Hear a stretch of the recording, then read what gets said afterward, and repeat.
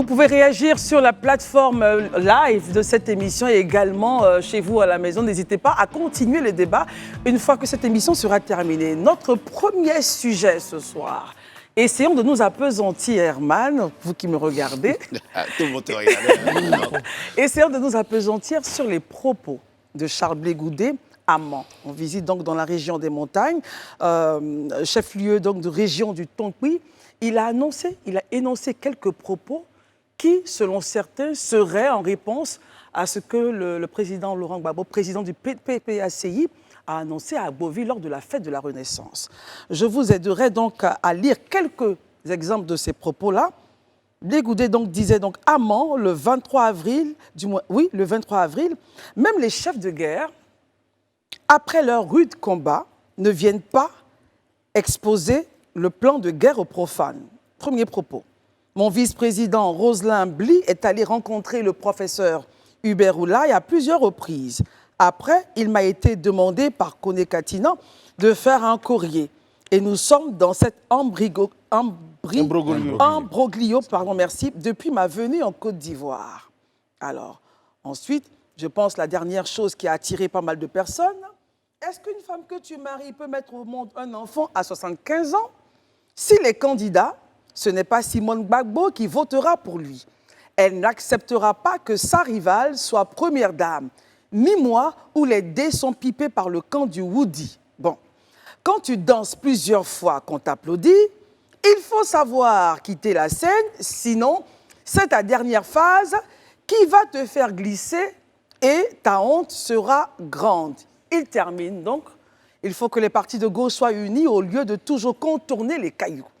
Quand on saute ou contourne les cailloux, on finit par rentrer en brousse. Si vous venez à peine de nous prendre en marche, ces propos ne sont pas de moi, mais plutôt du président du COJEP, Charles Blé Goudé, propos qu'il a donc énoncés à Mans. Quelques rapportés par le confrère, n'est-ce pas? Alors, Herman Aboua, quelle est votre lecture sur déjà le contenu, le fond de ces propos, avant de savoir à qui il parle? Bon, moi je pense que si on veut regarder les propos en arrière du président Laurent Gbagbo, je crois le 6 avril à Beauville, il n'a pas lu non plus nommément cité Charles Blé Goudé, mais ça laissait transparaître aux yeux de tous que c'était une adresse, enfin une vocation de Charles Blé Goudé. Donc ici, là, lorsqu'on voit les propos que vous venez d'énoncer, d'énumérer, on voit clairement que la seule personne à qui il pourrait s'adresser, c'est au président Laurent Gbagbo. Donc moi, je pense que l'analyse faite, il n'a pas non plus, lui aussi, dans sa démarche, évoqué le nom du président Laurent Gbagbo, mais tout porte à croire que c'est à lui qu'il s'adressait, c'est le jeu dans le langage politique. Mais lorsqu'on a, par exemple, ni moi où les dés sont pipés par le camp du Woody. Oui, mais quand il dit du Woody... Selon vous, Woody, on ne fait pas référence à... Il n'a pas encore dit à qui, à qui on partirait voter. Il a seulement dit le camp de Woody. Donc, jusque-là, il reste dans cela. Mais moi, je pense que, clairement, on sait que c'est de Laurent Gbagbo qui veut parler. Mais moi, je pense que quand je regarde ça, je vois plutôt une certaine affirmation parce que quand même, quand on a regardé, on a vu la réaction du président Laurent Gbagbo, Blé Goudé pouvait se taire. Lorsque c'est les lieutenants qui parlaient, il n'a pas de problème avec son père politique, comme il le dit. Mais lorsque le père politique lui-même, dans une adresse, fait comme s'il le régnait, lui aussi, il peut montrer aussi qu'il a du répondant. Donc, il répond en restant poli, mais dans le canevas tracé. Donc, pour terminer avec vous, il répond au président Laurent Gbagbo. Pour moi, c'est à lui qu'il s'adressait. Élisée Boloube, sous quel postulat donc vous appréciez ces propos de Charles Blé Goudé? Bon, moi, pour être honnête avec vous, je suis un peu embêté parce que effectivement, le confrère, il a produit ce papier. Mais pour ceux qui peuvent le faire, si vous allez sur la page de Charles Blé Goudé, il a démenti. En tout cas, on a vu la une de ce journal-là qui est placardé sur lequel... Qu'est-ce qui est démenti? Le contenu ou le fait qu'il ait répondu le titre et le contenu, parce que dans le titre, quand vous regardez sur le journal, c'est un verbatim qui a été mis, voilà, qui est attribué à Charles Blé Goudé. Et c'est écrit, en tout cas sur la page de Charles Blé Goudé, c'est faux, et il a même écrit démenti. Et ces services expliquent qu'il n'a pas tenu ces propos-là, en tout cas tel que ça a été mentionné. Donc on est un peu embêté. Peut-être que ce qu'on fera, c'est d'entrer en contact avec Oui, tout à fait. Ça va se faire juste après Voilà, le premier tour de table. D'accord. Mais je voudrais juste donner pour mieux éclairer la lanterne des téléspectateurs. Dans les propos de la porte-parole adjointe du COJEP, qui a fait donc le démenti, elle dit, et je cite, « L'on va même jusqu'à prêter au président du COJEP des propos comme une prétendue réponse au président Laurent Gbagbo. » Comment est-ce que vous appréciez tout ceci, Marius Komoé? Alors, pour nous, à lire ces propos qu'on prête à Charles Blé Goudé, cela nous laisse dubitatifs. En ce sens que le président Charles Blé Goudé, depuis son retour du président de Scheveningen, a toujours dit qu'il ne parlerait jamais du président Gbagbo en public. Donc pour vous, c'est un... Donc, c'est un faux texte. Oui, bon, je suis fortement surpris que tout ce qui a été dit, y compris la candidature de M. Gbagbo et l'histoire des chefs de guerre et tout, la situation des chefs de guerre, la situation de son époque. Non, je ne pense pas en aucun cas que ces propos viennent véritablement de Charles Blé Goudé. Parce que chaque fois que l'occasion s'est prêtée, il s'est toujours refusé à régler la question entre lui et le président Laurent Gbagbo sur la place publique. Je ne suis pas du camp de M. Charles Blé Goudé, je ne le courtois pas, bien qu'on se connaît, mais tel que je connais l'homme, je sais qu'il ne peut pas dire ce genre de choses selon vous. Parlant du président Gbagbo, il se refuserait de tenir de tels propos. Daouda, quelle est votre analyse? D'accord, merci beaucoup Christelle. Moi je pense que au vu de toutes les informations qu'on a sur la question, M. Charles Blé Goudé, depuis son retour, a été toujours et reste cohérent dans sa démarche. Comme Marius le disait, il a dit qu'il n'allait jamais répondre à son père en public. Maintenant, la deuxième chose, sans mettre en doute les propos de mon confrère de l'Inter, je veux dire, peut-être que ces propos ont été effectivement tenus. Mais est-ce que le titrer, par exemple, en réponse à Laurent Gbagbo, peut-être que c'est ce qui pose problème, en fait, au camp Charles Blé Goudé. Mais en allant dans l'analyse profonde des faits, posons-nous clairement la question, parce que M. Laurent Gbagbo et M. Charles Blé Goudé, qu'on le veuille ou pas, ont le même électorat captif, qui est l'électorat de l'Ouest.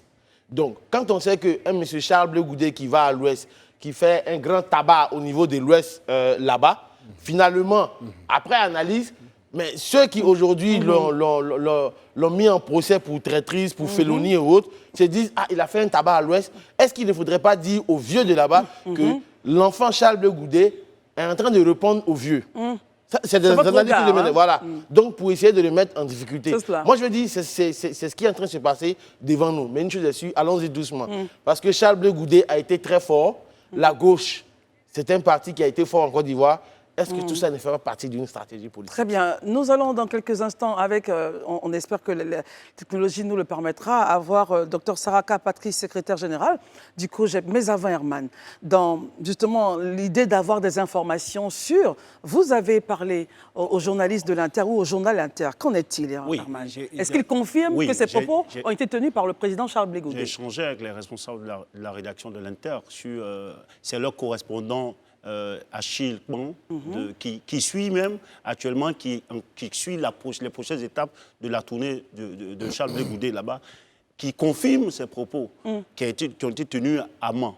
Et eux, ils disent qu'à leur niveau, parce qu'au niveau de la presse, vous savez comment ça se passe, si quelqu'un sent que ces propos ont été tordus dans un organe, il n'a qu'à... Enfin, quoi, il peut recourir au droit de réponse. Jusque-là, ils n'ont eu aucun droit de réponse des services du cabinet du président Charles Blé Goudé. Le démenti, ils l'ont vu aussi au niveau des réseaux sociaux, c'est ce qu'ils disent. Mais moi, je pense que quand même, il faut qu'on sache. Aujourd'hui, quand même, il y a des organes de presse dont la crédibilité ne souffre pas. Et je crois que l'Inter, avec son positionnement éditorialiste, fait partie quand même de ces organes qui sont plus ou moins neutres, qui ne sont pas adossés à des partis politiques ou bien à des hommes politiques, à des chapelles politiques, qui font plus ou moins des comptes rendus de façon responsable. Mais là encore, il faut aller voir. Moi, je pense plutôt, et je ne vois rien de méchant dans les propos de Charles Blé Goudé. Ça, pour moi, si c'est vrai qu'il ait dit ça, ça ne devrait même pas gêner qu'il assume, parce que ça lui permet aujourd'hui de montrer qu'il peut aussi comment on appelle là, on voit comment sa tournée fonctionne avec la liesse populaire qu'on observe, il peut s'affirmer. Parce que, les gens même le disent au niveau du PPACI. Est-ce que ça ne bat si tu es pas un en parti brèche? politique, Oui. que on te considère comme un adversaire politique. Donc tu ne dois pas avoir peur d'être un adversaire politique et donner aussi des coups à l'autre. Je me tourne donc vers Marius. Marius, vous qui disiez tout à l'heure que vous seriez en doute. Là, on part sur le fait que le journaliste dit « Oui, ce sont les propos du président du COJEP que j'ai rapportés ». Et il est encore voilà, le responsable du journal. la tournée. Voilà, et le journaliste donc, de l'Inter est avec eux parce que la tournée continue. Comment est-ce que vous appréciez ces 2 points? Journaliste à couvrir cette manif. Non, je ne le pense pas. Il y a d'abord l'équipe de communication de Charles Blé Goudé qui rend régulièrement compte de la tournée de Charles Blé Goudé dans l'ouest du pays. Et l'équipe dit que non, les propos n'étaient pas en réponse au président du PPACI. Moi, je vais vous dire une chose. Des enfants qui sont nés au village, qui ont grandi au village, n'ont pas les mêmes manières de s'adresser à leurs parents, à leur papa surtout, et à leur maman, comme un enfant qui est né en ville. Que voulez-vous dire, Marius Komoué? Monsieur Charles Blé Goudé est un enfant qui est né au village, qui a appris toutes les règles de l'histoire traditionnelle, de nos cultures, de nos us et coutumes. Moi, je l'ai connu quand il était au lycée d'Abengourou. Croyez-moi, puisque moi, c'est chez moi. Donc, un monsieur comme lui, de toute sa carrière, ne peut pas se permettre de parler comme ça. D'ailleurs, je le répète encore une fois, il s'est toujours gardé de s'exprimer de cette manière lorsqu'il s'adresse à M. Laurent Gbagbo. Donc, il considère M. Laurent Gbagbo, jusqu'à présent, malgré qu'il ait fait plusieurs demandes d'audience pour être reçu par le président Gbagbo, malgré que le président Gbagbo l'ait tensé à Agboville, mais Charles Blé Goudé que nous connaissons là, il ne va même pas attendre une semaine pour répondre au président Gbagbo. Mais s'il ne l'a pas fait jusqu'à ce jour, c'est parce qu'il maintient toujours sa constance de ne pas répondre en public au président Laurent Gbagbo. Alors le point, Daouda, on est face à une situation. On nous dit que les propos tenus ne sont pas en réponse. Mais est-ce que les propos tenus ont été dénoncés en disant c'est du faux? Le journaliste a fait du faux, on n'a jamais dit ça. Ou dans l'interprétation, on peut estimer que cela pourrait aller en réponse donc, à ce qui a été dit à Agboville. Quel est votre regard là-dessus? Moi, je pense qu'il y a une question d'interprétation qu'il faut prendre en compte. Parce que tout à l'heure, vous avez sorti le verbatim concernant Roselyne Bly, qui était son vice-président, qui est allé en audience pour rencontrer le professeur Hubert Ulaye pour rencontrer le président Laurent Gbagbo, où Katina lui a dit de faire un courrier. Je pense que ces propos-là, Blé Goudé, sur toutes les chaînes où il est passé, ou dans tous les médias où il est passé, il a toujours raconté cette histoire. Pour dire que j'attends toujours qu'on réponde à mon courrier et je vais toujours relancer. À aucun moment, et je pense que sur la question, même la deuxième fois lorsque nous avons reçu ici, il a été clair, pratiquement même agacé parce qu'il ne veut pas répondre. C'est moi qui lui avais posé la question, il a dit, madame, je ne veux pas répondre. Je ne veux pas répondre parce que moi, ça m'étonne. Comme je dis, ça ne veut pas dire que ce que le confrère a dit est totalement faux, mais je veux dire, il y a une interprétation, peut-être que ça fait partie de, comment on appelle ça, du conscient collectif des gens, tellement tout le monde attend que Charles Blé Goudé réponde à son père, sûrement que le fait d'avoir raconté l'histoire à Roselyne Bly que j'ai envoyé en émissaire, le courrier que j'ai envoyé, donc en donnant ces proverbes, sûrement parce que ces proverbes ont été interprétés. Et c'est le lieu pour moi de dire au président Charles Blé Goudé de faire attention aux proverbes, parce que souvent, les proverbes sont différemment interprétés. Je vais prendre un proverbe que vous avez utilisé. Pour terminer, oui. Concernant la danse, quand tu danses trop, qu'on t'applaudit, à un moment donné, il faut savoir quitter la scène. Moi, il y en a qui estiment que c'est en réponse à Laurent Gbagbo. Mais moi, pour ma part, je me dis que c'est en réponse au président Alassane Ouattara, qui aujourd'hui, certains sont en train de le pousser à briguer un énième mandat. Mais est-ce qu'il ne pourrait pas, ce message ne pourrait pas s'adresser au président Alassane Ouattara? Donc, ça dépend du point de vue où on est en fait. Il ne faut pas aller trop vite en besoin pour dire qu'il répond au président Laurent Gbagbo. Élisée Boloubeu, quel est votre regard sur cette question? Déjà au niveau des faits, les propos tenus et de l'interprétation de ces propos-là. Bon, déjà, je pense que pour qu'on puisse mieux comprendre la chose, il aurait été peut-être intéressant qu'on nous mette aussi le démenti de Charles Blé Goudé, ou du moins de Dr Dumandé et la porte-parole du COJEP, pour que chacun, en tout cas, se fasse une opinion. Mais je note, comme vous l'avez si bien dit, qu'elle dit dans son commentaire, l'on va même jusqu'à prêter au président du COJEP des propos comme une prétendue réponse. Oui, mais prêter des propos. Et ces propos-là sont prétendus comme, sont perçus comme Une une réponse réponse au président Laurent Gbagbo. Voilà ce que la phrase dit. Moi, cette phrase, je peux la comprendre dans un premier temps. On ne se reconnaît pas dans les propos qui ont été tenus. Je peux considérer ça comme ça. Et je pense qu'en l'interprétant ainsi, je ne suis pas dans le faux. Voilà, donc on peut considérer que ces propos, on ne les reconnaît pas. Mais je vais aller un peu plus loin. Oui. Je pense que quand même, quand on a appris à suivre nos hommes politiques, ils ont des styles. Moi, il y a des phrases ici, vraiment sans me remettre en doute, comme je le dis, ou bien sans même avoir été amant, qui Lesquels, Élisée? m'amène à douter en fait des propos. Quand tu dis par exemple, est-ce qu'une femme que tu maries peut mettre au monde un enfant à 75 ans? Selon vous? S'il est candidat, ce n'est pas Simone qui votera pour lui, elle n'acceptera pas que sa rivale soit première dame. Blé Goudé ne peut pas tenir des propos comme ça en public, Non, c'est pas il peut pas possible. dire ça. Même parce que le plus sot des Ivoiriens, tout de suite c'est qu'il s'adresse à Gbagbo. Donc il ne peut pas tenir de tels propos en public devant tout le monde. En plus, à l'Ouest, c'est symbolique. Donc, selon Il vous, peut les pas- propos ont été purement inventés, c'est ce que vous dites? Je n'irai pas jusqu'à une telle conclusion. Mais je me dis, quand même, pour avoir pris la peine d'observer l'individu, ses prises de parole et son style, ça, c'est pas son style. Ça, c'est pas le style de Blé Goudé. Non, si même c'est vrai que quand tu poursuis, il y a certains éléments qui peuvent Par t'amener exemple, vers la lui. danse comme et par, la dernière voilà, comme par phase. exemple le proverbe relatif à la danse. On sait tous que Blé Goudé, il aime illustrer ses propos avec des proverbes. Donc on peut lui prêter. Mais vraiment, ce qui est avant ça, moi, ça m'amène vraiment à douter de ces propos-là. Maintenant, comme on le dit, le métier qu'on fait, c'est un métier qui est tellement intéressant, qui est tellement bien passionnant. On l'apprend à personne. J'espère que c'est les professeurs qui l'ont fait. Ils doivent certainement avoir des audios. Parce que ça, c'est ce qu'on nous a tous appris. à l'école des vidéos. journalistes. Voilà. Des audios, voilà. Un dictaphone. Blé Goudé a démenti. Certainement qu'ils ne vont pas juste s'arrêter au style de démenti parce que la loi lui offre le droit de faire un Exactement. démenti qui sera publié aussi Tout à dans les fait. mêmes circonstances que l'article. On verra la suite, les heures qui vont suivre et on pourra se faire une opinion. Mais honnêtement, il y a des propos ici prêtés à Blé Goudé qui vraiment m'amènent à me poser des questions Très bien. sur la véracité de ces propos en réalité. Alors, Herman, selon Élisée Bolubo, le doute subsistera en Moi, fonction de son analyse. Moi, Comment est-ce dès que vous le réagissez départ, à cela? j'analysais des propos retranscrits, je veux dire que des comptes rendus faits par un journal. Donc, C'est cela. je m'en tenais aux propos. Est-ce que ces propos-là ressemblaient à une réponse au président Gbagbo aussi? Le Blé Goudé les a effectivement tenus. Je dis oui. Maintenant, quand on regarde Oui, sur quel l'annonce... argumentaire? Non, L'argumentaire je finis. Lorsqu'on regarde Oui. le communiqué, le démenti fait par le service, porte-parole, bien sûr. enfin, le service de Blé Goudé, quand on regarde cela, on peut, si c'est vrai qu'il n'a pas tenu ses propos, on peut se demander quelle est l'intention cachée De ceux qui l'auraient fait. de l'Inter, il faut le dire, a produit un article carrément qui ne qui fait pas le compte rendu des propos tenus Exact, par Charles ouais. Blé Goudé. Donc ça, je me pose aussi la question. C'est pas la Et si première fois qu'on voit ça dans les médias. oui, je suis d'accord. Mais je veux dire, c'est pourquoi il dit quelle est l'intention qui est derrière. Parce que jusqu'à présent, on va reposer peut-être la question à nos confrères. On a annoncé Docteur Saraka, oui, il y a des Saraka. problèmes techniques. mais S'il est j'espère là, que on ça va se lui poser régler. la question, est-ce qu'ils reconnaissent au moins que les propos qui ont été mis sont de Charles Blé Goudé ou pas? Parce que Très jusque-là, bien. on ne fait qu'analyser les comptes rendus Mais moi, Dans tous les cas. d'un confrère. moi, allez-y. sans m'éloigner du sujet, j'aimerais rappeler un fait. Il y a quelques années en Côte d'Ivoire, ici, on a appris dans la presse que 2 Chinois ont frappé les Odineka. C'est vrai que ça fait rire.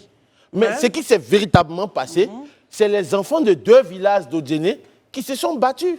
Mais le correspondant local a écrit 2 Chinois ont tabassé des Odineka. Selon vous, il faut voir du côté du confrère. Oui, pourquoi pas? Il faut lui demander clairement pour qu'il sorte les trucs, pour que ça soit clair. Parce que là, on ne peut pas voir un Blé Goudé. Je pense, comme je le disais, il a été toujours cohérent dans Oui, sa mais en démarche. même temps, lorsqu'Herman a appelé le journal, ils ont dit oui, il a tenu les propos.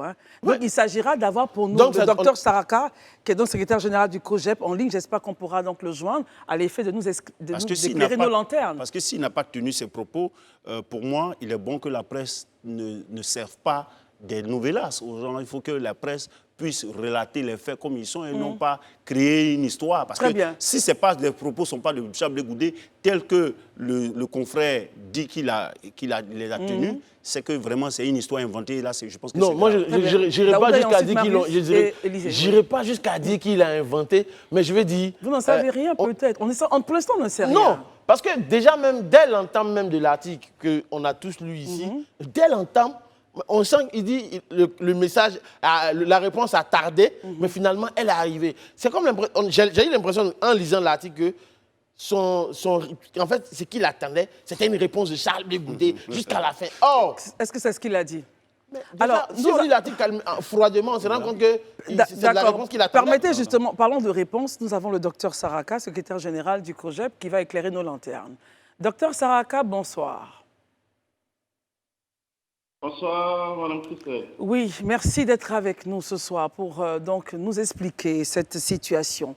À qui concrètement ou de qui Charles Blé Goudé parlait lorsqu'il faisait à ces allusions-là? Et la première question même déjà, est-ce que vous reconnaissez que ces propos sont attribués à Charles Blé Goudé? Merci. On a du mal à l'entendre. Oh là là, j'espère Merci, que... madame. Oui, oui, on vous écoute maintenant, c'est bon. Il peut se Ok, déplacer. je pense que tous les Ivoiriens connaissent Charles Blé Goudé. Il parle avec beaucoup de figures, beaucoup d'images. Et c'est un homme qui a été éduqué à l'africaine, hein, Charles Blé Goudé, pour ceux qui le connaissent. Il sait ce que c'est que l'éducation d'un enfant. Et ce que Charles Blé Goudé s'est refusé de faire depuis des années, malgré les interrogations, même sur vos plateaux, un peu partout, ce n'est pas à l'occasion d'une journée de compassion où Charles Blé Goudé décide de témoigner sa solidarité à l'endroit des populations qui ont souffert de la crise post-électorale. Ce n'est pas dans ce contexte-là que Charles Blé Goudé va aller répondre publiquement au président Laurent Gbagbo, parce qu'il a déjà pris cet engagement de ne jamais traiter un sujet qui est en lien avec le président Laurent Gbagbo sur la place publique. Alors, il faudra peut-être poser la question au journal de l'Inter, qui a certainement suivi Charles Blé Goudé depuis le 18 de ce mois-là. Il y est depuis 10 jours. Donc, j'imagine qu'il pourra faire le point de toutes les étapes de la tournée de Charles Blé Goudé, qui sont publiques. Et puis, il nous dira s'il est vraiment crédible. Si Charles Blé Goudé, dans sa démarche, dans sa posture, il semblait vouloir répondre à des acteurs politiques. Charles Blé Goudé est parti à témoigner sa solidarité et dit aux Ivoiriens qu'il faut se pardonner les uns les autres, que nous sommes différents. Ivoiriens, Africains, nous appartenons à une même communauté, nous avons une communauté de destin. C'est cela l'essentiel. Donc, Charles Blé Goudé ne peut pas noyer l'essentiel dans le périphérique. Et ce débat, c'est un débat périphérique. Très bien. Alors, des questions pour vous, docteur Saraka. Commençons par Herman. Docteur Saraka, je prends les propos qui sont sujets à polémique. Même les chefs de guerre, après les rudes combats, ne viennent pas exposer le plan de guerre aux profanes. Est-ce que le président Charles Blé Goudé a tenu ses propos, même s'il ne sait pas une réponse forcément, selon vous? Est-ce qu'il a tenu, vous reconnaissez qu'il a tenu ses propos, oui ou non? Je l'ai dit tout à l'heure. Il a dit non. Charles Blé Goudé est un homme qui parle avec beaucoup d'images. Ces propos-là, il faut peut-être indiquer que certainement le journaliste, il veut faire du buzz, il veut certainement vendre. Et comme Charles Blé Goudé fait certainement vendre, on peut prendre ces propos, faire la une d'un journal. J'imagine qu'aujourd'hui, beaucoup d'Ivoiriens se sont procurés ce journal. C'est l'intention certainement cachée du commercial de cet organe de presse. Sinon, Charles Blé Goudé, que vous connaissez, ne peut pas se permettre, à l'occasion de cette journée, d'aller dans ce type de débat. Donc, quand ces propos sont certainement sortis de leur contexte, c'est que ces propos-là, on veut certainement les utiliser comme un prétexte. Un prétexte. Docteur Saraka, vous ne répondez pas à ma question.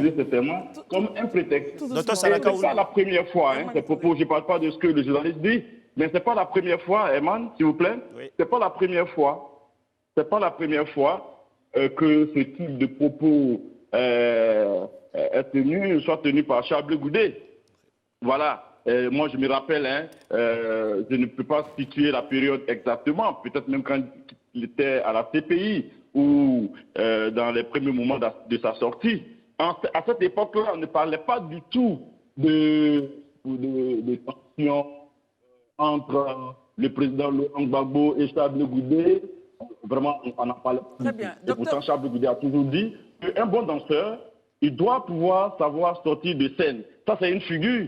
Ça s'adresse à nous tous. Ça s'adresse à vous, ça s'adresse à moi, ça s'adresse à Charles Goudet, ça s'adresse à tout le monde.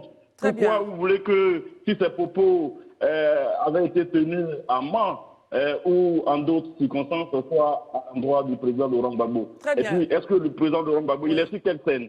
Il est en train de danser quoi? Docteur À Saraka. la limite, aujourd'hui, si on veut faire la politique politicienne, ceux qui sont sur la scène, qui sont en train de danser, Très bien. ce sont Docteur les autorités Saraka. qui sont au pouvoir. Docteur C'est le Saraka. président Alassane Ouattara qui est en train de danser, à la limite. Docteur- Donc, on n'est pas dans ce type de posture. Docteur Saraka, pour continuer le débat et mieux comprendre, est-ce qu'on devrait retenir que les propos ont été dits, mais mal interprétés par l'organe de presse donc, qui l'a relayé?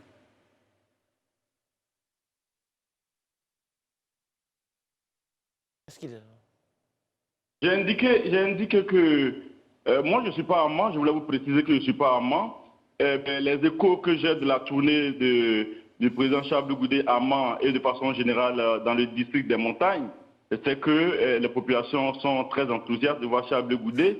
Et les propos tenus par Charles Goudet qu'il faut retenir, ce sont des propos en lien avec la nécessité d'aller à la paix, à la Très bien. réconciliation, de se pardonner pour que ce pays-là puisse se retrouver. Très bien. Et j'ai indiqué aussi que ces propos-là, Charles Goudet les a déjà tenus.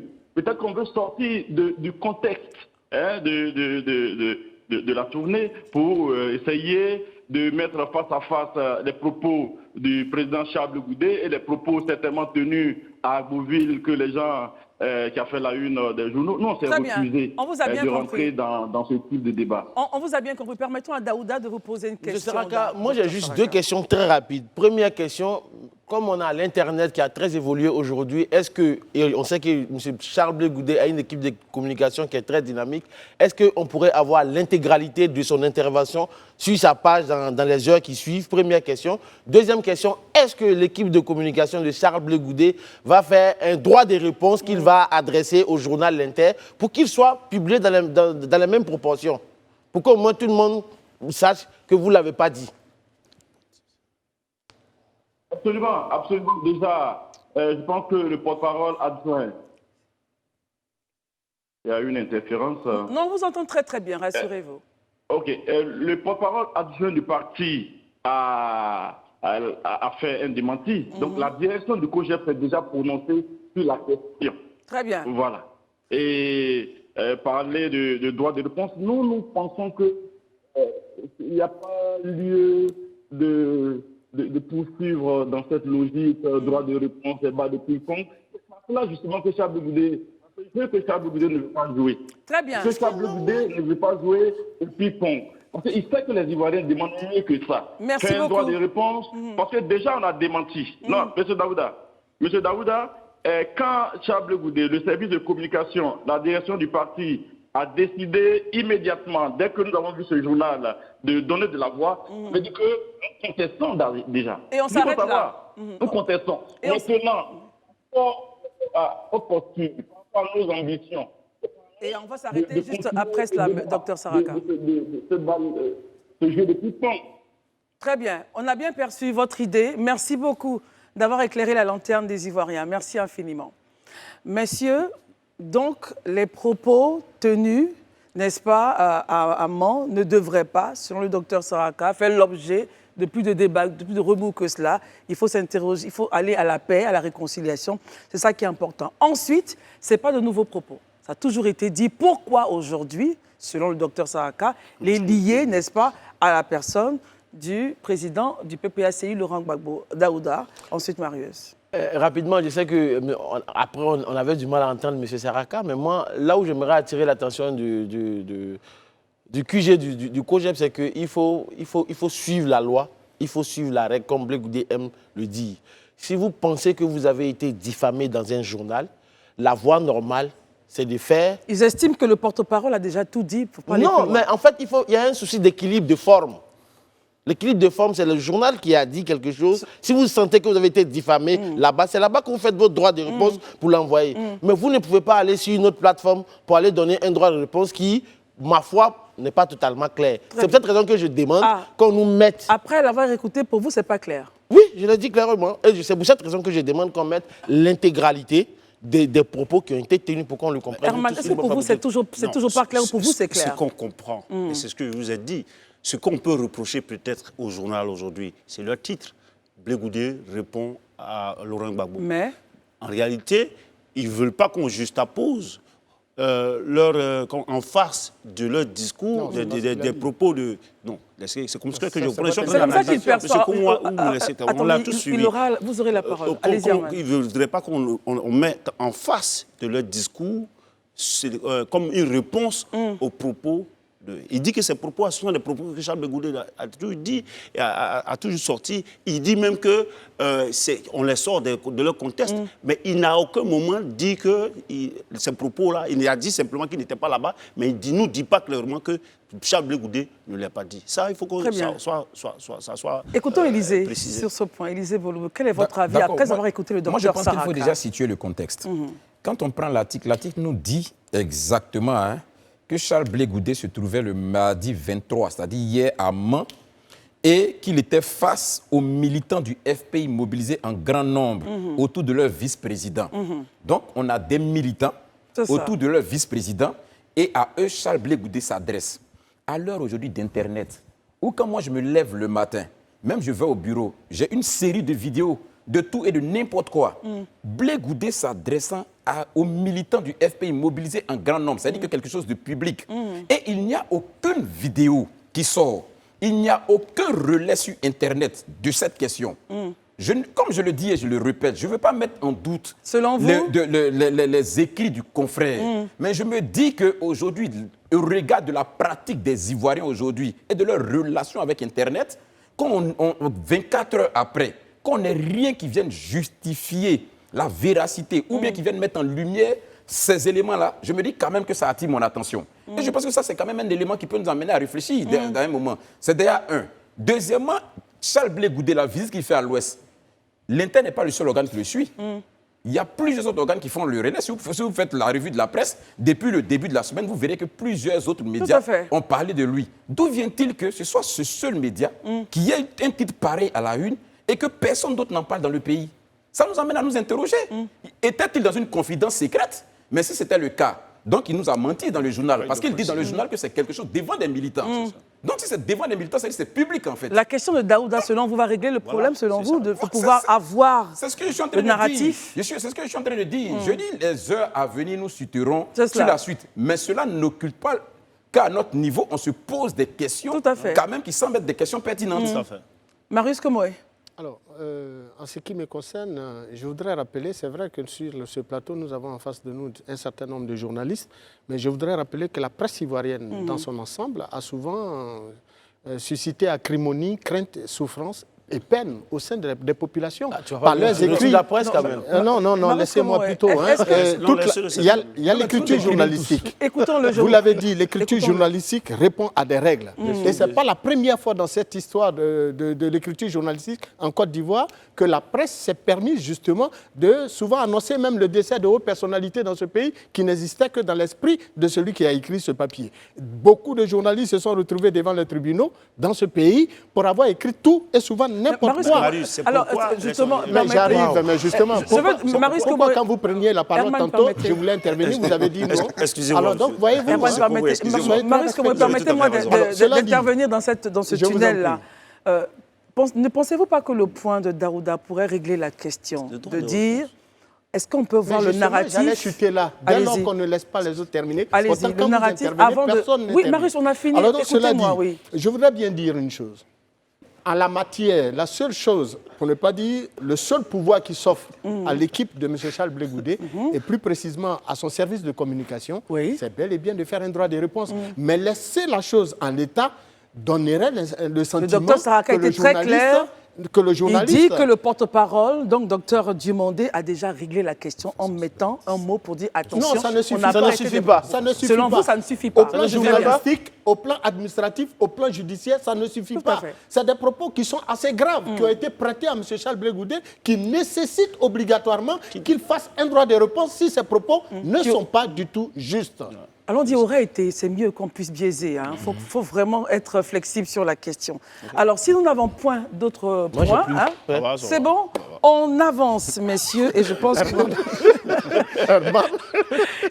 que les prochains points également vont susciter autant d'intérêt.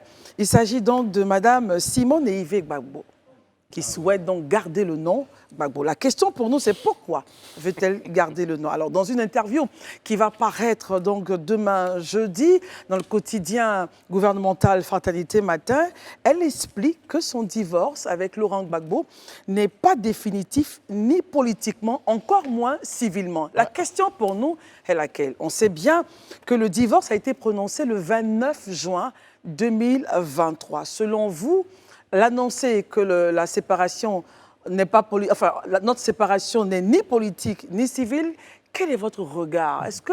Comment comprendre et comment expliquer ça aux populations ivoiriennes? Herman, quel est votre avis sur ce sujet-là? Bon, si moi, Yves Gbagbo qui veut rester Madame Gbagbo, cela est une question d'ordre judiciaire, je pense. En droit ivoirien, la femme divorcée peut-elle conserver le nom patronymique de son époux? Ça, c'est la question. Le principe est qu'à la suite du divorce, la femme perd normalement l'usage du nom de son mari. Mais il y a quand même le principe, lorsque la loi a son article 40, la loi de 2022 sur le Code civil, et puis famille sous-section famille du 13 octobre 2022, ça connaît deux exceptions. Les deux exceptions, la première exception, c'est que la femme peut conserver l'usage du nom de son mari si celui-ci lui accorde le droit de conserver cela. Mais il peut aussi à tout moment revoquer le droit de garder ce nom. La deuxième exception, en cas de refus du mari, la femme peut conserver l'usage de son nom quand elle se dit que pour ses activités, notamment d'ordre professionnel, ce nom-là est important, et même pour ses enfants. Très bien. Donc, dans ce cas-là, c'est le juge qui doit maintenant trancher. Mais en la matière, on sait tous ici, plus ou moins, le verdict a été donné à la suite de leur divorce. Le divorce prononcé a été prononcé au tort exclusif de M. Laurent Gbagbo pour adultère caractérisé et notoire, abandon de domicile conjugal et injure grave à l'encontre de Simone Yves Gbagbo. Donc, le divorce a été prononcé à cet tort. Un juge normalement qui va traiter une demande de Mme Gbagbo de garder son nom, au regard même du divorce prononcé, va forcément lui accorder ce droit. Et je crois que c'est d'ailleurs même pourquoi le président Laurent Gbagbo ne rentre même pas dans ce débat-là de lui nier le droit de porter le Très bien. Daouda, votre point? Bon, en fait, moi, je veux dire, c'est pas le premier fait qui existe dans ce monde. Déjà, en France, le cas existe. Même aux États-Unis, le prochain président, l'ex-président des États-Unis, Donald Trump, sa dernière femme s'appelle Ivanka Trump. Et ce n'est pas, ils sont divorcés, mais elle porte son nom. Je veux dire, quand on regarde l'activité de quelqu'un, quand on regarde la stature, la dimension de Simone Yves Gbagbo, qui, ne l'oublions pas, est membre fondatrice du FPI. Donc, elle l'a combattu dans les tranchées. La première version du FPI. Oui, elle l'a combattu dans les tranchées avec Laurent Gbagbo. Donc, aujourd'hui, ce nom-là ne peut plus appartenir à Laurent Gbagbo lui seul. Oui, ça ne peut plus appartenir exclusivement à lui seul.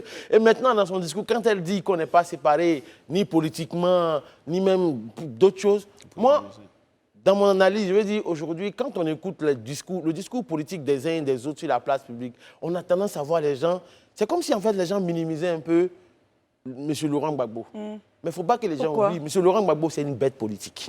C'est un monstre politique. Et je sais qu'à n'importe quel moment, je l'ai dit ici plusieurs fois, la gauche peut se réunir. Et c'est que tout est possible. Oui, c'est comme Mme Gbagbo dit, en politique, on ne dit jamais jamais. Donc, techniquement, même Charles Blé Goudé qui est en train de dire « je n'ai pas répondu, c'est une porte ouverte. Parce que l'élection, c'est dans 1 an, 6 mois. Très bien. Blé Goudé peut revenir, Afin Guessan peut revenir, Simone Yves Gbagbo peut revenir, Mamadou Koulibaly peut revenir. Donc, faisons attention à la gauche en Côte d'Ivoire parce qu'ils vont constituer la 3e voie. Élisée Bouloubon, on prend votre avis là-dessus, ce sera le dernier. Comment est-ce que vous réagissez à cette actualité-là?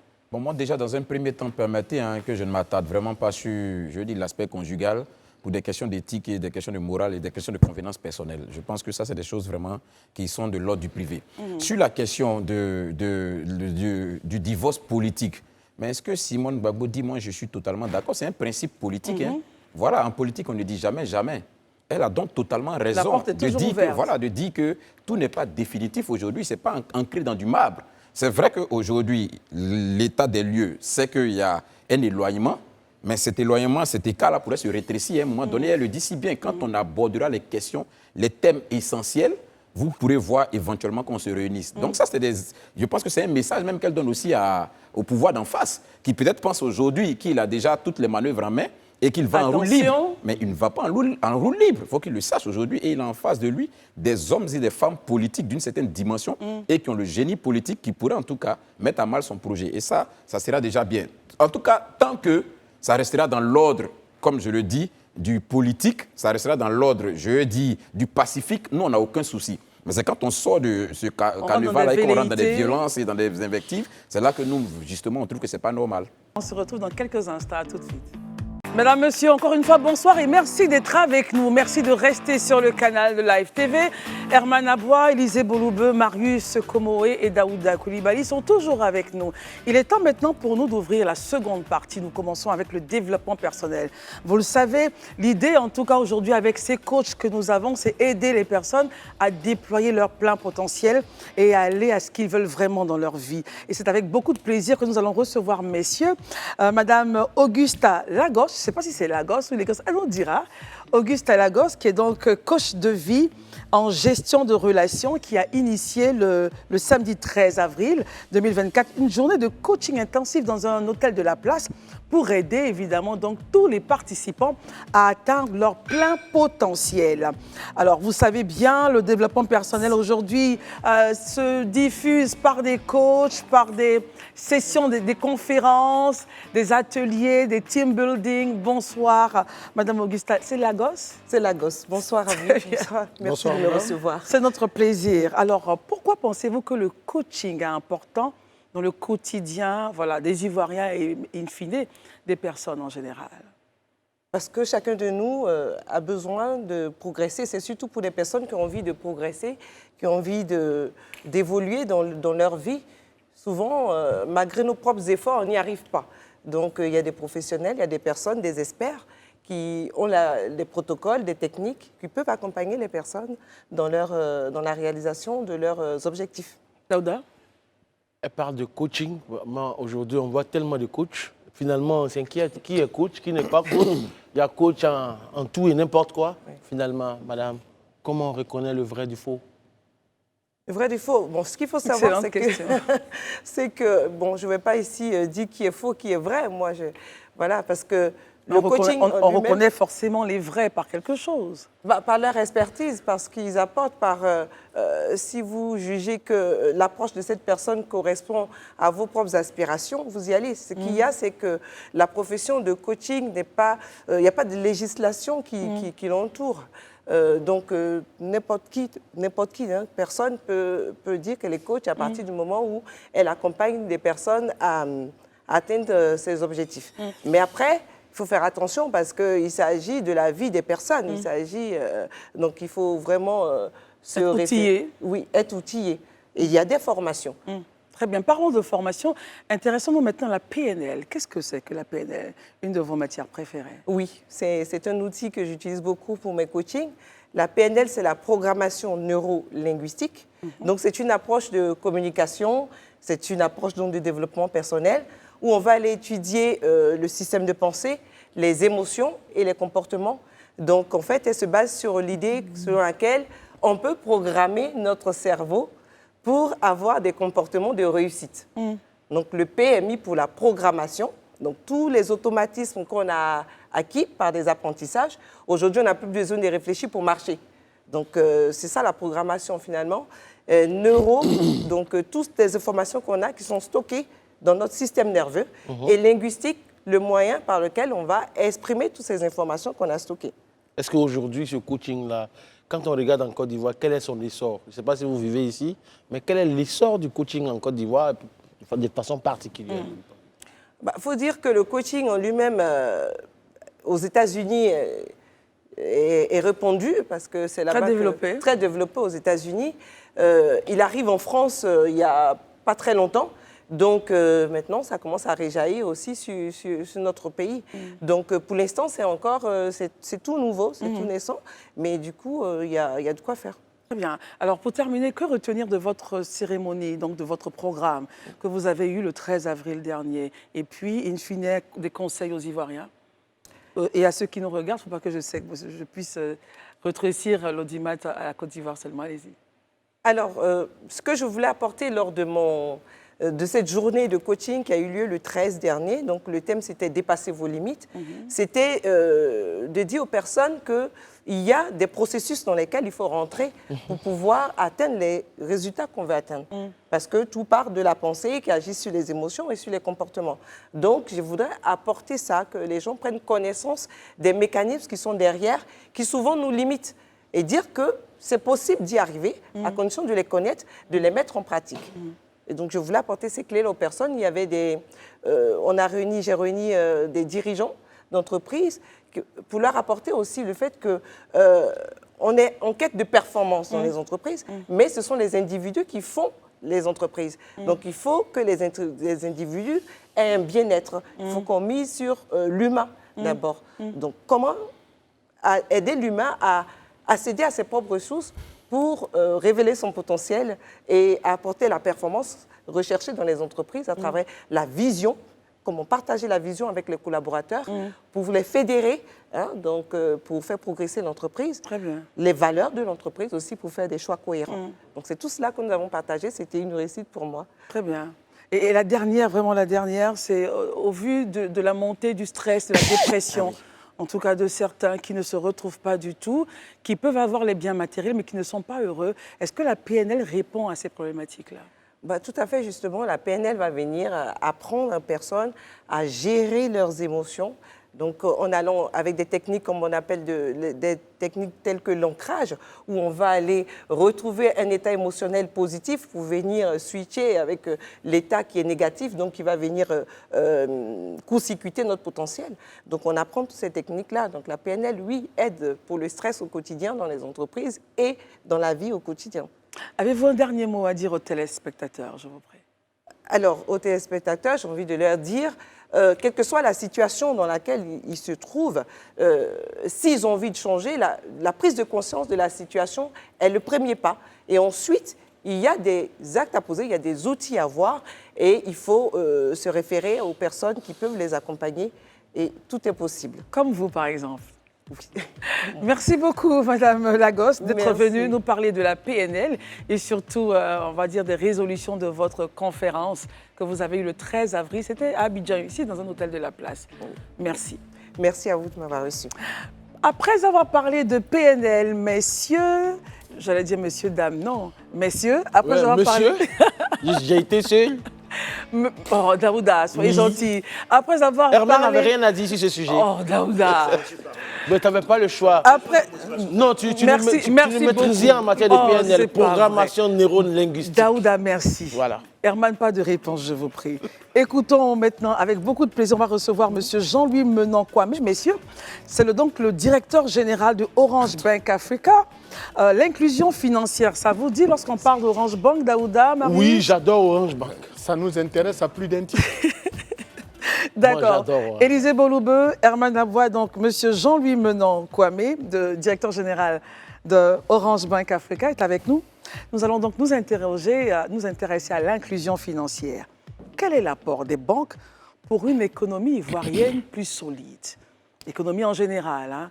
On voudrait bien que notre pays puisse arriver à des sommets au niveau de l'économie, que chaque Ivoirien puisse être à l'aise financièrement. Je vais essayer d'aller de façon triviale pour faire comprendre cela à l'Ivoirien qui a une compréhension la plus petite et la plus simple. Comment faire pour que nous soyons forts, parmi les plus forts d'Afrique et les plus forts du monde? Réponse, monsieur le directeur général, merci d'être venu. Merci de m'avoir invité. Et le temps étant court, on va aller droit directement. Au but. La qualité de l'économie ivoirienne oui. Justifie le fait qu'il y ait de nombreuses banques en Côte d'Ivoire, une trentaine de banques et d'établissements financiers, plusieurs institutions de microfinance, etc. Et ces banques accompagnent significativement l'économie de notre pays. Les acteurs économiques que sont l'État, les entreprises, les ménages bénéficient d'un support important de la part des banques qui ont une croissance très importante des crédits qu'elles octroient donc à ces économies, à ces acteurs économiques. Et l'un des éléments qui montre qu'il y a une confiance installée entre les banques et le public, entre les banques et les opérateurs économiques, c'est également le niveau de l'épargne collectée par les banques qui croît, c'est des croissances à 2 chiffres, année après année. Et donc, le système bancaire se porte bien et il suffit simplement d'ouvrir un compte bancaire, d'y envoyer ses revenus, d'y domicilier, comme on dit dans notre jargon, mais d'y envoyer ses revenus, de sorte que la banque puisse connaître la qualité de la personne qu'elle a en face, qu'il s'agisse d'une entreprise ou d'une personne physique. Et c'est ainsi que la banque, qui crée le climat de confiance avec son client, est en capacité de pouvoir donc l'accompagner par du crédit et lui permettre donc de se développer. Qui prendra la parole? Parlant de crédit, est-ce que vous prêtez à tout le monde et ensuite Herman à boire? C'est la question. Est-ce que vous prêtez à tout le monde quand on Alors, dit si la question est posée à Orange Bank, de façon très rapide, Orange Bank a été créé après le succès d'Orange Money. Orange Money qui a des millions de clients en Côte d'Ivoire, aujourd'hui 4,5 millions de clients actifs. Et l'idée, c'est de pouvoir apporter une valeur ajoutée donc, à ces clients-là en leur permettant de pouvoir avoir accès au crédit, de pouvoir d'abord placer leur épargne de façon rémunérée et de pouvoir bénéficier d'un crédit entre 5 000 et 1 million de francs CFA de façon instantanée, c'est-à-dire en moins de 10 secondes, quand vous demandez le crédit, on vous l'octroie. Et sur toute l'étendue du territoire ivoirien, le taux de connectivité en Côte d'Ivoire, si je prends l'exemple d'Orange, il est entre 92% pour la 4G, jusqu'à 96% pour la 2G.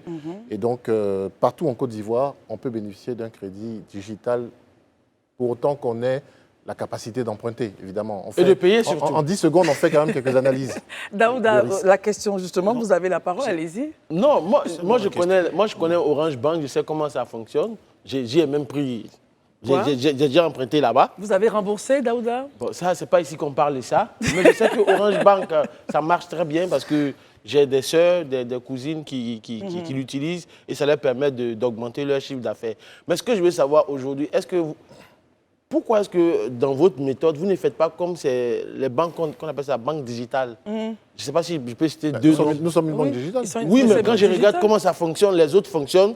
C'est le fonctionnement. C'est quoi la différence? Non, quand je prends le cas de Jamo ou bien de Pooch, où j'ai une carte de crédit qui me permet de retirer, de recevoir mon salaire et autres, et c'est pas si tout ça c'est possible. Jamo n'est pas une banque et Pooch n'est pas une banque non plus. Ah ouais. D'accord. Expliquez-nous pourquoi on comprend. Nous, on comprend, voilà.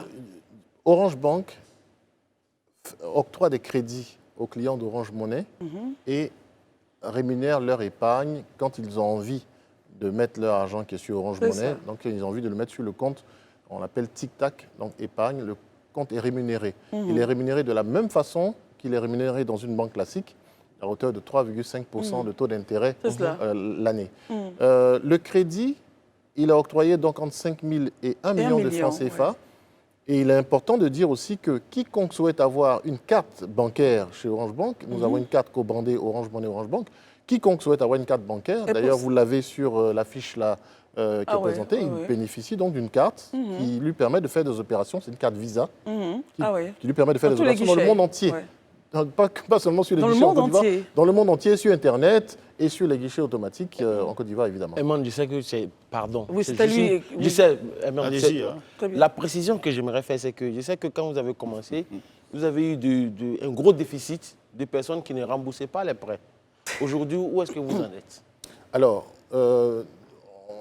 lorsqu'on a commencé notre activité, et c'est pour ça que c'est important d'être appuyé sur un groupe solide comme Orange, qui est actionnaire à hauteur de 85% d'Orange Bank, nous avons dû apprendre du comportement de nos clients. Donc pendant les 6 premiers mois, on a laissé venir les clients et puis on a essayé de voir comment est-ce qu'ils se comportaient par rapport au crédit. C'est ça. Nous avons un outil qu'on appelle dans notre jargon le scoring. C'est juste un outil qui permet de faire la différence entre vous et Madame Christelle pour justement savoir qui paye, qui ne paye pas.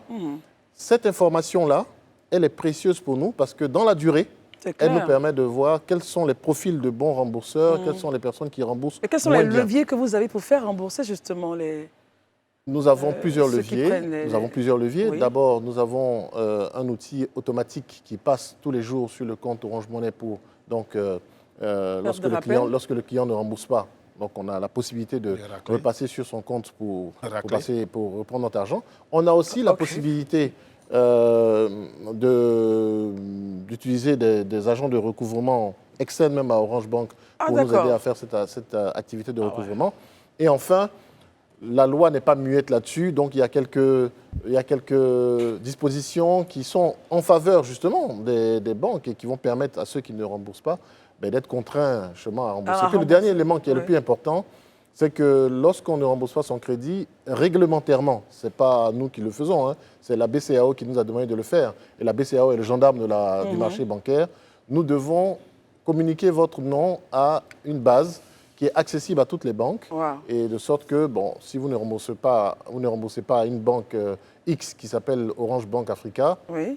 et que vous allez demander de l'argent à une banque Y Elle qui puisse vous s'appelle- dire non. Elle peut vous dire non parce qu'elle sait que vous n'êtes pas un bon rembourseur. Donc j'invite tous les clients d'Orange Bank Regardez la qui nous caméra. doivent de l'argent à s'empresser de nous rembourser parce qu'ils risquent de se faire du mal. Très bien, Herman. Ben, j'ai 3 questions, mais je vais poser peut-être 2 questions d'abord. Je voudrais savoir en quoi est-ce que, tout à l'heure, vous avez dit vous octroyez du crédit de 5 000 à 1 million à vos utilisateurs. Je voulais demander en quoi est-ce que les taux d'intérêt que cette banque mobile-là, en quoi est-ce que ces taux d'intérêt sont attractifs à comparer à ceux qui sont imposés par les banques ordinaires? Écoutez, C'est très important. aujourd'hui, nous nous adressons à un public qui est très large. Et dans ce public, on a des salariés du secteur privé, des fonctionnaires, des entrepreneurs, de nombreux entrepreneurs. On a également des personnes qui sont dans le monde agricole. J'espère qu'on aura le temps de Oui, dire on un en mot parlera sur le juste monde après, agricole. Herman. Voilà. Et parmi ces personnes-là, il y en a beaucoup qui n'ont jamais vu de banque de leur vie. Ah, Ils n'ont jamais vu de banque classique de leur vie. Quand elles doivent emprunter, elles empruntent chez tonton, chez le voisin, c'est ça. ou bien elles empruntent chez les margouillas. Ah, Les là, margouillas, ça fait leur mal, taux hein. d'intérêt, il est connu, hein, c'est 25% le mois. C'est clair. Tu empruntes 10 000 francs chez un margouillat, tu rembourses 12 500 francs à la fin du mois, et puis tu lui donnes ta montre même au passage en Souvent garantie. même plus que ça. Chez Orange Bank, le taux d'intérêt, il est légalement encadré par la BCAO, il est de 15% l'an. Donc, on a des crédits qui, en fonction de leur maturité, en fonction de leur durée de remboursement, que ce soit 1 mois, 3 mois ou 6 mois, donc vont coûter 1,25%, 3,75% ou 7% et demi.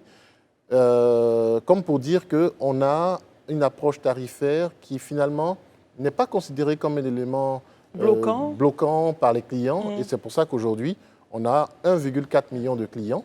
Ah. Parmi les 4,5 millions de clients Orange Money, c'est déjà une belle avancée, mais on travaille Vous encore continuez à à travailler. en avoir plus. J'avais Et ma depuis que deuxième nous avons question. lancé l'activité, Ouais. nous avons pu prêter jusqu'à 300 milliards de francs CFA, comme pour dire que nous avons en face de nous un public qui a compris le mode de fonctionnement d'Orange Bank et qui est intéressé à pouvoir bénéficier de ces prêts.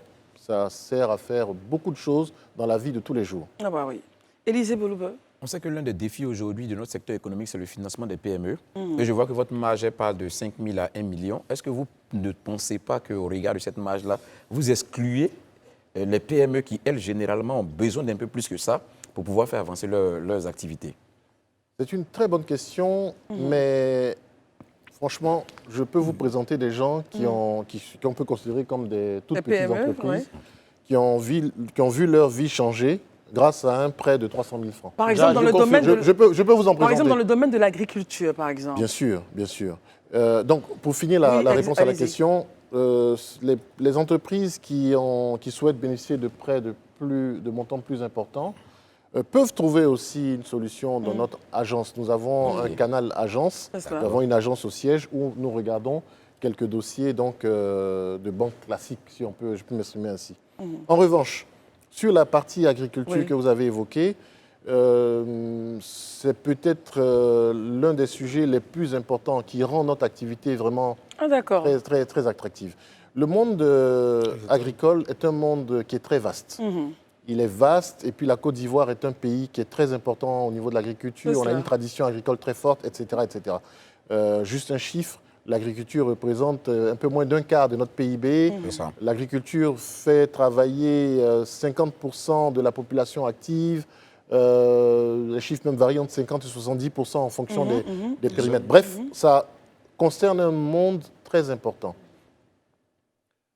De la semence, des engrais, jusqu'à la récolte et à la commercialisation, en passant par le transport, le stockage, la transformation. Les différents points du processus, l'assurance, en fait, etc. Vous avez toute une panoplie de flux qui peuvent être traités par la banque digitale et par le mobile money. Je vais vous prendre deux exemples pour ne pas être trop long. S'il vous plaît. Nous avons des parents qui, malheureusement, en zone rurale, ont du mal à avoir des intrants de qualité. Ces personnes-là, si demain elles pouvaient avoir accès à un crédit, même de petits montants, de 50 000, de 100 000, 200 000, elles pourraient tout de suite acheter des intrants de bonne qualité. Ça coûte cher. Les produits phytosanitaires, pour même chose. On va être, embêté par des bêtes, des insectes, etc. sur sa plantation, là où les produits phytosanitaires qu'on achète peuvent nous prémunir. Ces produits phytosanitaires, ils ne coûtent pas cher. Vous savez que dans nos régions, nous avons des parents qui ont même des difficultés à acheter des pulvérisateurs. Ça ne coûte pas cher. Tout cela peut être acquis grâce à un crédit digital que nous pouvons mettre en place. Et puis le deuxième exemple que je voulais prendre qui me tient à cœur, c'est au moment de la commercialisation. Au moment de la commercialisation, ceux qui viennent acheter le produit vont vous dire « Ah, mais non, je n'ai pas encore d'argent, je vais prendre le produit à crédit, etc. » C'est ça. Non, on peut digitaliser et donc favoriser l'inclusion financière de nos populations. On peut digitaliser les process de vente facilement sur des plateformes où les vendeurs et les acheteurs vont se retrouver. Celui qui vend, il a accès au prix fixé par l'État ivoirien, pour les produits de rente notamment. Celui qui achète, il peut payer par Orange Money, ou bien, s'il n'a pas d'argent, il peut emprunter un crédit tic-tac tout de suite et rembourser, payer le produit qu'il est venu acheter. Mais nombre de nos parents, aujourd'hui en zone rurale, sont obligés de laisser partir leurs produits en espérant se faire payer, mais ne se font pas payer. Là, le produit, il est parti, c'est fini. Clair. Et ça, c'est le quotidien de nos parents dans l'arrière-pays. Je vous invite d'ailleurs, en tant que télé très proche des populations, à rentrer vraiment dans ces sentiers-là. Et vous verrez que nos parents vivent parfois des moments Et donc, difficiles. avec Orange Bank Africa, sur le point de l'agriculture, arrive à réguler ces questions et apporter un souffle nouveau aux agriculteurs, nous souhaitons, aux hommes de l'agriculture. C'est très clairement notre souhait. Nous avons des ambitions fortes en la matière et c'est très clairement notre souhait. Mais c'est un écosystème qui est large et c'est une action qui doit se mener de façon concertée entre les pouvoirs publics, les partenaires au développement, les banques digitales comme nous, les assureurs. Les coopératives également. Les coopératives, les planteurs, évidemment, les bénéficiaires de tout cela. Très bien. Alors, les dernières minutes entre vous deux, hein, Herman. Allez-y, Herman. Bon, moi, malgré toutes ces performances, ces approches et objectifs qui sont pertinents, qu'on vous entend le dire, j'ai eu à lire quelque part que 2 tiers de l'activité de Mobile Money est pris par un de vos concurrents, qui est le dernier même qui est venu, et 1 tiers de cette activité-là est partagé avec les autres opérateurs. Qu'est-ce qui fait que les premiers sont plus ou moins aujourd'hui, les derniers, je ne dirais pas les derniers, mais sont obligés d'avoir des formules comme Orange Bank pour pouvoir mieux s'exprimer? Alors, je n'ai pas les mêmes chiffres que vous. Allez-y. C'est pourquoi j'ai dit, il y a eu à lire quelque part. Non seulement je n'ai pas les mêmes chiffres que vous, et puis je ne suis pas je suis le directeur général de Orange Bank Africa. Donc, je n'ai peut-être pas les chiffres les plus précis sur Orange Money, mais la part que vous évoquez là, la part des différents acteurs que vous évoquez là, n'est pas celle que j'ai en tête. Dites ce que vous avez en tête. Non, mais on va laisser terminer, Herman.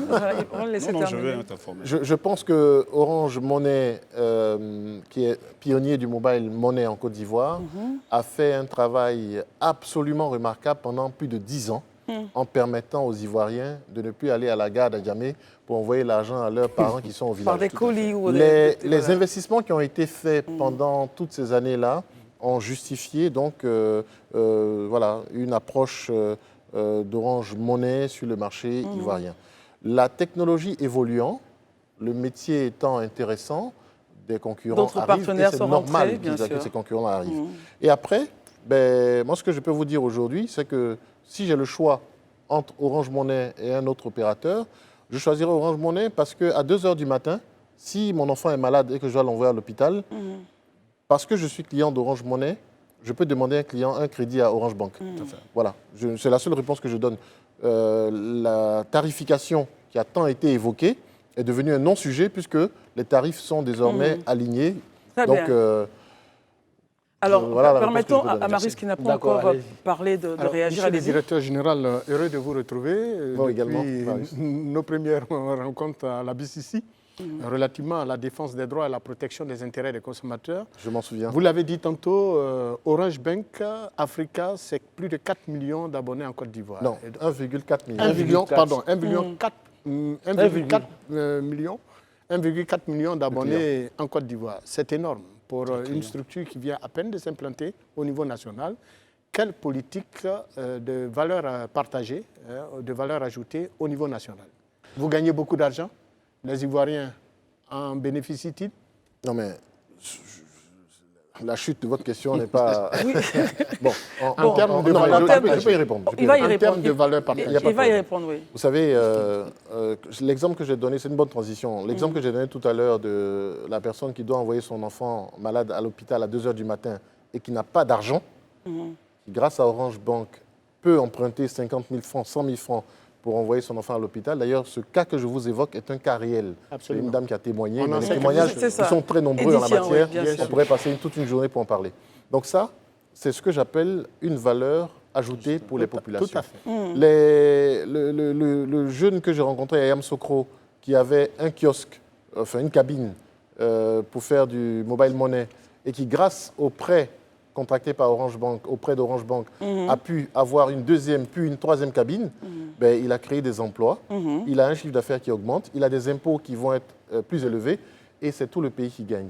Les agriculteurs ou nos parents paysans du monde agricole dont j'ai parlé tout à l'heure, qui, grâce à un prêt d'Orange Bank, pourront acheter des intrants, pourront acheter des moyens de locomotion, etc., je pense à des tricycles, par exemple, qui ne coûtent pas très cher, dont on a besoin pour aller au milieu de la brousse là-bas pour ramener son manioc. Il est lourd, hein. Pour le ramener en fait sur la piste, il faut quelques bras ou bien une petite moto. Et grâce à Orange Bank, ces personnes-là, nos parents, pourront avoir accès à tous ces biens et services. Très bien. Je pense que nous pouvons démontrer par plusieurs exemples, mais les quelques-uns que j'ai donnés sont, à mon avis, pertinents, pour démontrer la valeur ajoutée d'Orange Bank pour les Ivoiriens et les Ivoiriennes. Ça sera votre dernier mot. Avez-vous un message, encore une fois, à passer aux téléspectateurs? Et on va terminer. Je dirais que nous sommes une banque évidemment citoyenne, hein, mais très proche des populations. Nous sommes très liés à Orange Money qui a un rôle que vous connaissez tous. Je pense que tout le monde dans la salle doit avoir un compte Orange Money. Et nous sommes venus justement pour permettre à nos clients Orange Money de bénéficier de ce crédit. Les usages sont nombreux dans la vie de tous les jours, pour les enfants, pour l'activité économique portée par nos jeunes entrepreneurs. On vient de signer une convention avec le ministère de la Jeunesse et le ministère de la Culture lors du Massa pour accompagner pour 1 milliard de francs CFA les entrepreneurs des industries culturelles et créatives en lien avec Birimian. C'est des choses qui ne se font pas facilement, mais c'est notre modèle de banque digitale, notre agilité qui permet justement d'arriver à ce genre de choses. Merci beaucoup. Merci. Monsieur Jean-Louis Menon-Kwame, vous êtes directeur général de Orange Bank Africa. Et avec vous, il s'agissait de comprendre votre rapport, l'apport surtout des banques pour une économie ivoirienne plus solide. Merci d'être venu. Merci à vous. Merci. Nous saluons avec tout le plateau tous ceux qui nous regardent de l'intérieur du pays. Le maire de Saïwa et tous les élus et cadres des différentes régions, Bangolo, mes parents de Bogouin. Bogouin, Gabou, on suit à Lyon, la famille Lobé. À Nuacier, enfin bref, toutes les régions de Côte d'Ivoire, de Dabo également. On vous dit merci. Dak Radio. On vous dit donc merci de nous avoir suivis.